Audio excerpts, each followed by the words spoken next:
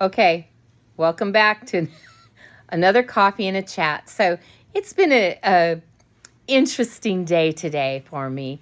The weather is so stormy still and crazy, and it was supposed to. I thought they said it was supposed to burn off, but then they're saying it's going to last longer, and I don't know when it's going to end. Interesting thought. When those storms kick up and you think it's just going to be a quickie and it just keeps hanging around for days and days, and pretty soon you're like, I wonder when it's going to end. Kind of like when stuff happens in life, right? We get these storms in our lives and we think, well, okay, no big deal. We'll just do this. We'll just do that. Everything will be fine. But it just keeps on going, and one thing after another. And yet, we find ourselves going, okay, when's this going to end? And it seems like for Marvin and I, that seems to be the story of our life these days.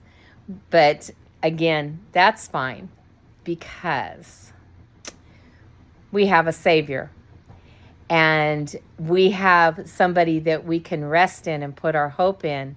And it brings to us, God gives us this peace that he says that passes all understanding. I just texted that to Darlene, that how I praise God that we've got him and that his peace passes all understanding. So today my phone started blowing up with all kinds of people that I know out west, like at the Pacific Ocean out west, okay? And in Washington and Oregon, and they're all like sending me these texts. Are you guys okay? Did you feel the earthquake? Is everything? And I'm like, earthquake? What earthquake? I didn't know that we had an earthquake. Well, it wasn't like right here where Marvin and I live, but it was just a couple of hours north of us, and evidently they felt it throughout our state and down south. And also it was actually in New Jersey is where I understand this took place at, like, I think it said 5:23 this morning, because I had to look it up. Like, there was an earthquake that I should know about, and it was like, what, 4.8? That's a pretty significant earthquake. And then they said it's a rare one. The news article I read that there will probably be aftershocks that people near the epicenter will feel, but there will also be the high chance that there could be another even bigger one. Okay, so at 5:23 this morning, Marvin and I didn't have to get up super early today, and for some reason we kept sleeping. That doesn't always happen. We usually, especially Marvin, is up early. Although I've beat him up not beat him up, but I got up before him. I'm not one of those women that's beating on my man. But I've gotten up before him a couple of mornings here lately, and which usually he's up before me. But the thing is, usually one of us is well awake by 5:23 in the morning, and we both were sleeping like babies. We were just resting really well, and even an earthquake didn't disturb us. And I started thinking, see, it's like those storms that won't end and they just keep coming. You can still have joy in them. You can still sleep and have rest, because we have a peace from God. That just because everything is rocking and rolling and rattling and shaking and about to fall apart doesn't mean that it has to rattle us. And it reminded me of that. Now I'm going to throw the third thing in. Yesterday I did my video from sitting in the car waiting in line, and today I'm back, and I'm actually in the living room today because those puppies, they're only 2.5 weeks old, but my goodness, they are getting so big, and they're trying to bark now, which is hilarious. And yeah, they get really kind of noisy, and so I thought, well, I might not be able to film in my little area for a while. That's okay, until they're ready to go to their new homes, except for one staying here. But Marvin's keeping one. But when they go to their new homes, then things will settle down, and I'll get my office back, and life will, it'll get back to whatever its new normal's going to be, because nothing ever really goes back the way it was.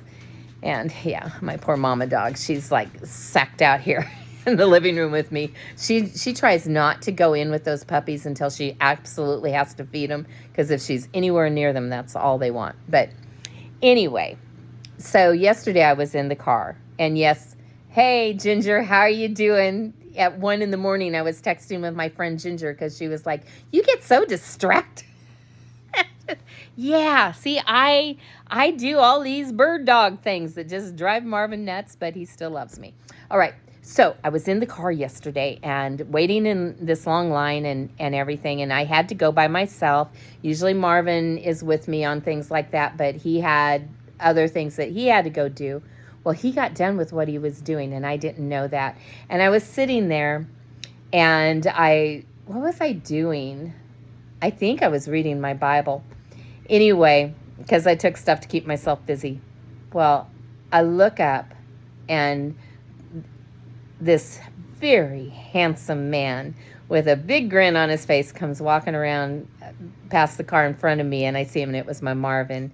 He had got done with what he was doing, and so he'd went and parked the truck, over in another parking lot, walked over to where I was and got in the car with me and waited in line and went through the process with me, and then I dropped him back off at his truck, and he met me at home. But when I looked up and I saw him, you guys, Marvin and I will have been married for 10 years in July. We were engaged for a year before we even got married. We knew each other for a while before we got engaged. I've known him a while, and I love this man. And all the time that's passed, he still just, oh my word, when I see him, he makes me so happy.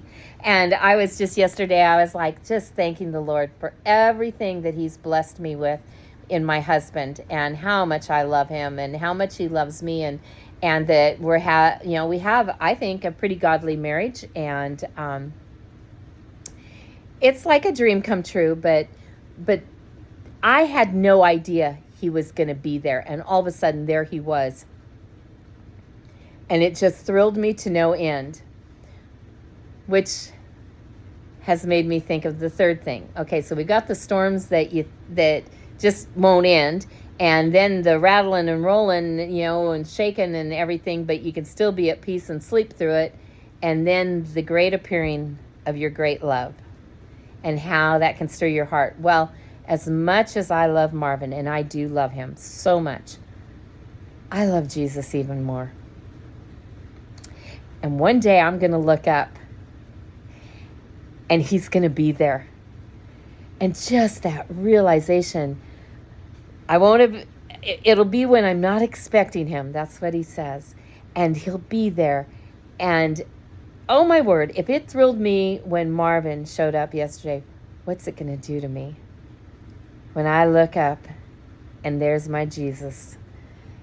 Yeah.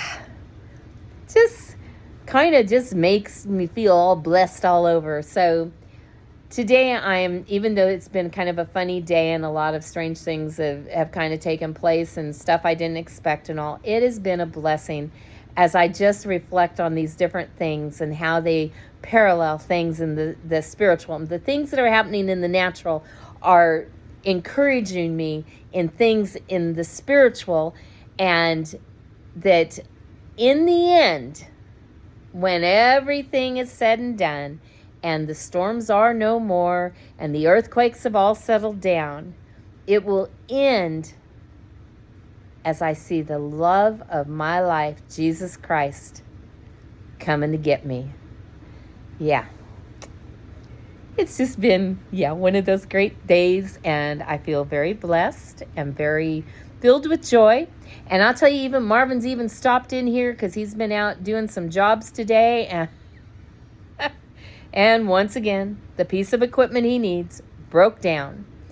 And he is like, I don't know what it's going to cost. And he had to call around to see if he can get the part. And actually somebody, this has not happened very often, they actually have the part, and he's on his way to get it now. We had the money. It didn't cost as much as I feared it was going to cost, but we had the money for it anyway. We had enough money for it, but if it had been what I thought it was going to be, it was going to be like, okay, how do we do creative finance?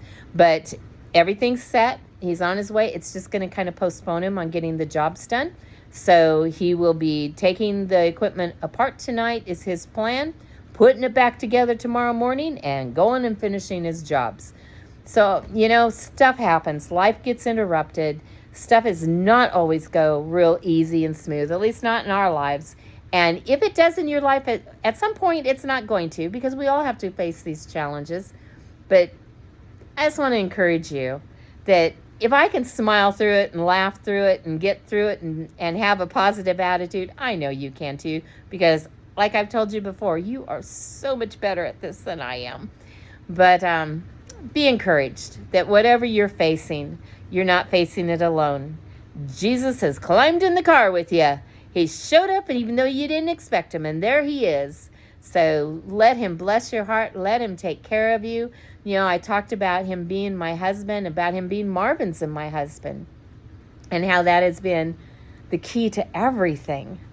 It has changed everything in my life when I began to grab that concept, because a husband is somebody that is supposed to take care of you and provide for you and protect you and love you and cherish you, and God does all that even better than an earthly husband. Yeah, and he doesn't want you to go fix his cup of coffee first thing in the morning when you can't even get your eyes open yet. He's not waiting for you to fix him dinner tonight. Nah. He's lower maintenance. But you know what? When you got a good husband, it's worth doing those things for him, isn't it? All right. I love you guys. I got to go back and get some more stuff done, but I just wanted to take a moment and, 12 minutes to share this with you. I love you guys. I'll talk to you again real soon.